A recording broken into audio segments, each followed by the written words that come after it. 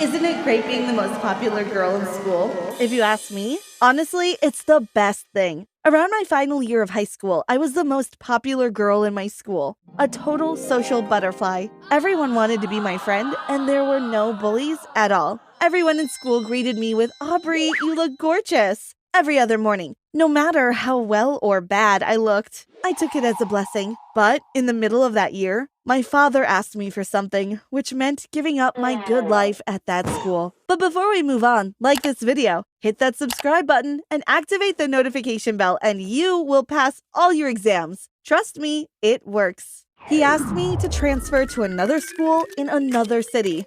"Why, Dad? It's mid-year. Such an awkward time," I said to him, but he told me that it was the job. He had to relocate, so he wanted me to come along. After my mom had passed away, my dad had only focused on giving me the best life, buying me the coolest car, phone, and dresses, and everything I had asked for. Because of that, for once, I wanted to do something for him. That's why I agreed to go with him, even if it meant having to bid goodbye to my popularity and leave all my friends behind. I had to do it. So we packed our bags and left for the other city. He even got me admitted to a school there instantly. But before I started school there, my dad sat me down to give me some instructions which I strictly needed to follow, according to him. It was weird because he had never done anything as such before, but still I listened to him carefully. First, you cannot tell anyone I am an agent in the FBI. Just tell them I am a writer, he said in a serious tone. Oh, yeah. Did I forget to mention my dad's an FBI agent? I had known for a while, and I had always kept a secret. I was glad my dad trusted me enough to keep his true identity hidden. Second, I need you to be very observant. Look for anything peculiar if you can, he added. Third, I need you to be careful. Practice your martial arts, okay? He said, and I nodded my head in agreement. I knew he cared for me, so I didn't question him further, and we ended our conversation there. The next day was my first day at the new school. Somewhat excited and nervous, I entered the school wondering where my class must be. As soon as I entered, I met a girl with a lot of makeup on and a vibrant pink dress. There were a couple of other girls walking beside her. Oh, look, new girl, mid of the year. She must have done something filthy at her previous school, the girl said as she saw me walk in, and all the other girls laughed at me and walked away. I had never been insulted like that my whole life, and that made me feel really bad. Don't take that to heart. Rachel's a bully. She'll do that often, a girl said from behind. I turned around to see a tall, slim girl with curly hair. Let me help you find your classroom, the girl added. I thanked her and we instantly became friends. She told me her name was Millie, and surprisingly enough, we were in the same class. However, she told me that Rachel was not the end of the bullying scene in the school. There's another girl here who is the worst. She's the school principal's daughter who takes herself as a queen. As she was telling me about it, I bumped into someone in the hallway because I was paying more attention to what Millie was saying. You rude brat, how dare you push me? The girl screamed at me while fixing her dress. I'm sorry, I said, almost crying. You are going to pay for this. Don't mess with me, she said, pushed me, and walked away. That was the girl I was telling you about. Lilith, Millie said, but what Lilith had just said kept ringing in my head. You are going to pay for this. Millie further told me that Lilith was very mean and usually played people behind their backs, snitched on them, and made trouble for others. Now I was left to face not one, but two bullies at once. But hearing what Millie had said, I figured Rachel was not even that bad compared to Lilith. What an unlucky day, I thought, but I had no idea that it was just the beginning of it. After I was done with my first class, I got called into the principal's office.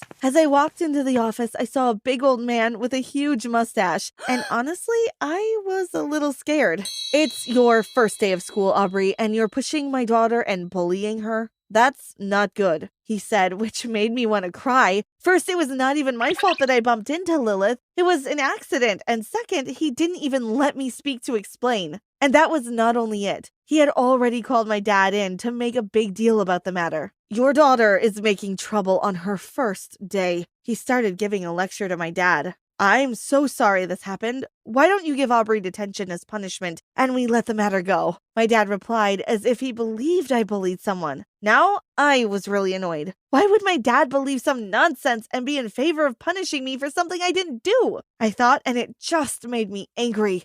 I didn't even talk to him on our way back home. I just pouted and looked away. I also refused to have dinner to let him know how angry I was. But it was not for long, because my dad was able to console me as he had a good reason behind what he did. "Sweetheart, I'll be honest with you. Hear me out," he said, so I listened carefully.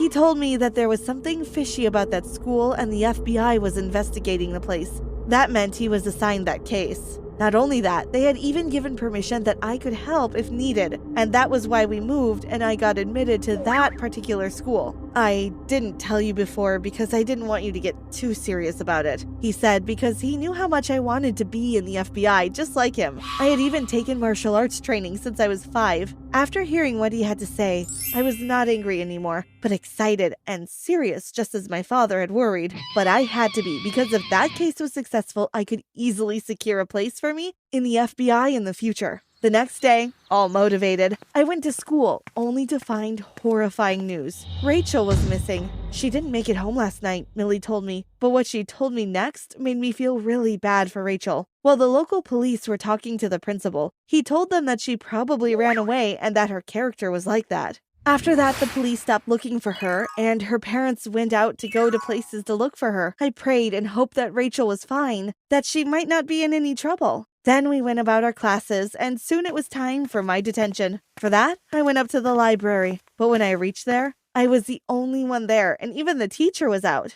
"Looks like a perfect time to do some research," I said to myself, and went on out for some snooping around some offices and classrooms. But suddenly I bumped into someone, and when I saw who that person was, I got scared for my life. It was my principal, and at that time, he looked no less than a monster. However, it was not a time to look scared, as it would make me look guilty. So I quickly made an excuse. "I was looking for the teacher in my detention. I'm not feeling well and I want to go home," I said, trying not to look suspicious. And guess what? He let me go, thank goodness. I quickly ran home and told my dad everything that had just happened. "I'm telling you, Dad, the disappearance of Rachel must have had something to do with the school and the principal," I said to him, and he nodded his head in agreement and told me to be very, very careful the next time.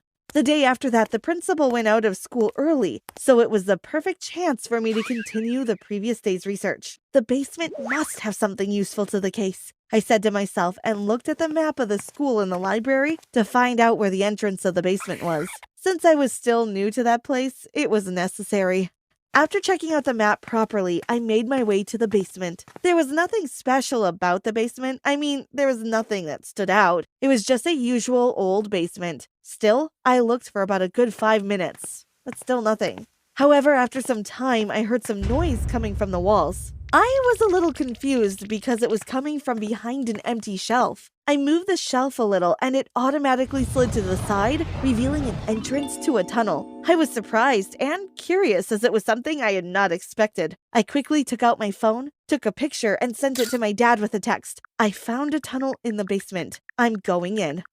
It was a huge, straight tunnel. There were numerous small rooms on the side and a passageway to walk through, so you can get the idea of how big it was. I looked closely inside the rooms to find many antiques and artifacts.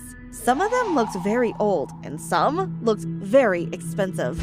But I still hadn't figured out what was making the noise, so I followed it and went straight to its origin. When I saw what was making the noise I heard, I was shocked. It was Rachel, inside a jail cell in the tunnel. She was on the floor hitting the cell bar with her shoes, most certainly calling for help. As soon as she saw me, she cried out and asked for water. I gave her my bottle of water and an energy bar I had in my bag. "How did you get here?" I asked, all worried. Sobbing, she told me that she was waiting for her boyfriend in the basement on the day of her disappearance. But she heard someone else coming down, so she hid. It was the principal. She saw him open the way to the tunnel and got very curious, so she followed him.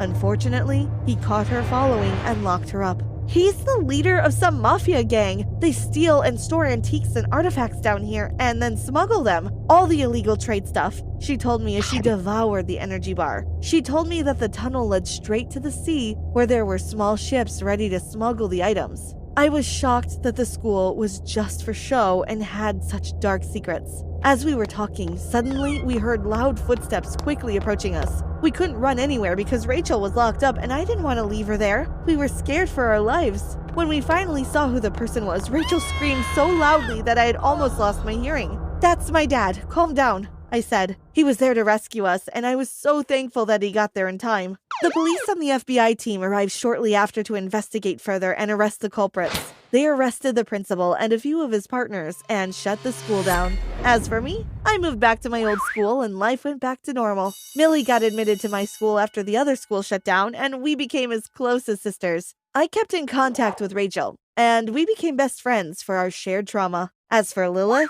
we heard that she was still a snitch, but didn't have the power to make trouble for others since her father went to prison. Thanks for watching. What's your dream job? Let us know in the comments. Don't forget to subscribe and check out our other videos on the channel.